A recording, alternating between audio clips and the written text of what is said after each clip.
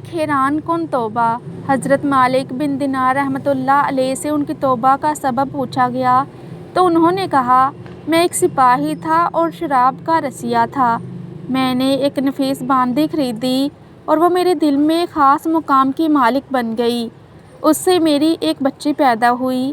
میں اس بچی کو حد سے زیادہ پیار کرتا تھا۔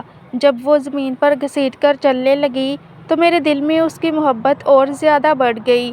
وہ مجھ سے مانوس ہو گئی اور میں اس کے سامنے جب بھی شراب لا کر رکھتا تو وہ آ کر کھینچا تانی کر کے میرے کپڑوں پر شراب بہا دیتی۔ جب اس بچی کی عمر 2 سال ہو گئی تو وہ مر گئی۔ میرے دل کو اس کے غم نے بیمار کر دیا۔ پھر فرمانے لگے، 15 رمضان کو جمعہ کی رات میں شراب کے نشے میں مدہوش تھا۔ میں نے عشاء کی نماز بھی نہیں پڑھی تھی۔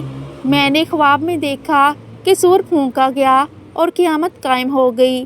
مردے قبروں سے اٹھائے گئے اور تمام مخلوق کو جمع کیا گیا، جن میں بھی تھا۔ میں نے اپنے پیچھے آہٹ سنی، مڑ کر دیکھا تو ایک بہت بڑا اژدہا ہے، کالے رنگ کا، آنکھیں نیلی ہیں، منہ کھولے میری طرف دوڑا آ رہا ہے۔ خوف اور دہشت کے مارے میں بھاگا۔ راستے میں ایک ستھرے لباس والے شخص کے پاس سے گزر ہوا۔ میں نے اسلام کہا۔ اس نے جواب دیا۔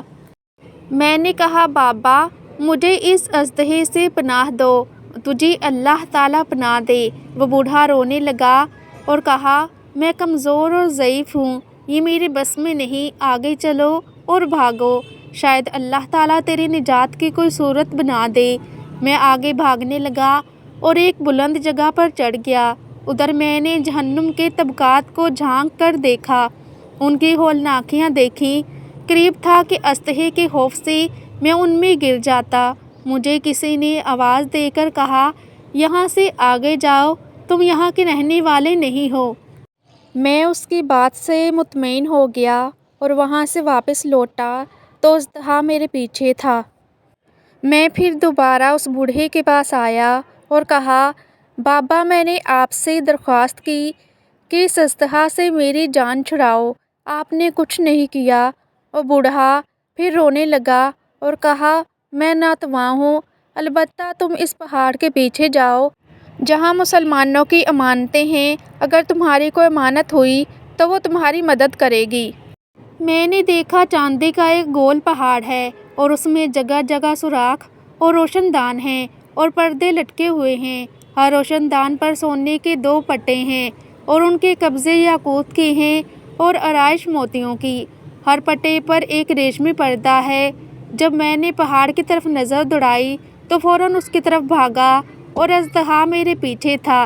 جب میں پہاڑ کے قریب پہنچا تو ایک فرشتے نے آواز دی، پردے ہٹاؤ، دروازہ کھول دو اور سیدھے کھڑے ہو جاؤ، شاید اس حاجت مند کی یہاں کوئی امانت ہو جو اسے اس کے دشمن سے نجات دلائے۔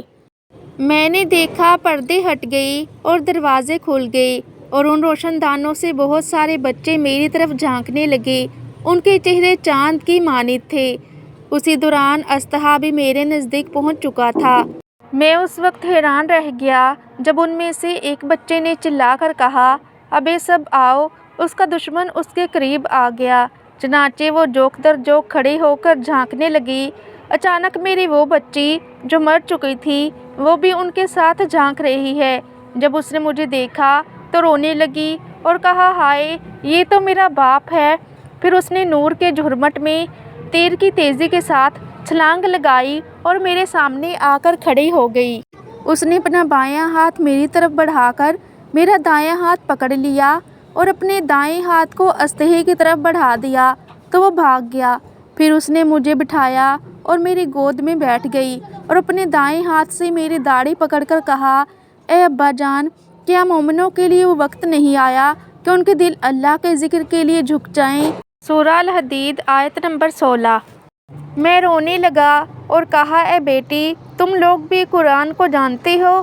اس نے کہا، ہم تو تم سے بھی زیادہ قرآن کو جانتے ہیں۔ میں نے کہا، اژدہا کے بارے میں تو کچھ بتاؤ جو مجھے ہلاک کرنے کے درپے تھا۔ اس نے کہا، وہ آپ کا برا عمل ہے جس کو آپ نے طاقتور بنایا اور وہ آپ کو جہنم کی آگ میں ڈبونا چاہتا ہے۔ میں نے کہا، اس بوڑھے کے بارے میں بتاؤ جو راستے میں ملا۔ اس نے کہا وہ آپ کا نیک عمل ہے جسے آپ نے اتنا کمزور کر دیا کہ اب وہ برے عمل کا مقابلہ نہیں کر سکتا۔ میں نے کہا اے بیٹی تم اس پہاڑ میں کیا کرتی ہو؟ اس نے کہا ہم سب مسلمانوں کے بچے ہیں، ہم یہاں قیامت تک رہیں گے، تمہارے انتظار میں ہیں، جب آپ آؤ گی تو ہم آپ کی سفارش کریں گے۔ مالک بن دینار رحمۃ اللہ علیہ فرماتے ہیں میں گھبرا کر اٹھا اور اٹھ کر شراب چھوڑ دی اور اس کے جتنے بھی برتن تھے سارے توڑ ڈالے اور اللہ تعالیٰ سے توبہ کی اور فرمایا یہ خواب میری توبہ کا سبب بنا۔ حاصل معلوم ہوا کہ اولاد اگر بچپن میں فوت ہو جائے تو مایوس نہیں ہونا چاہیے بلکہ اللہ کی مرضی پر راضی رہنا چاہیے، کیونکہ یہی نابالغ اولاد آخرت میں کام آنے والی ہے، جیسا کہ اس واقعے سے سبق ملتا ہے۔ اللہ تعالیٰ ہم سب کو عمل کرنے کی توفیق عطا فرمائے، آمین۔ حوالہ صفۃ الصفوح امام ابن جوزی رحمۃ اللہ علیہ۔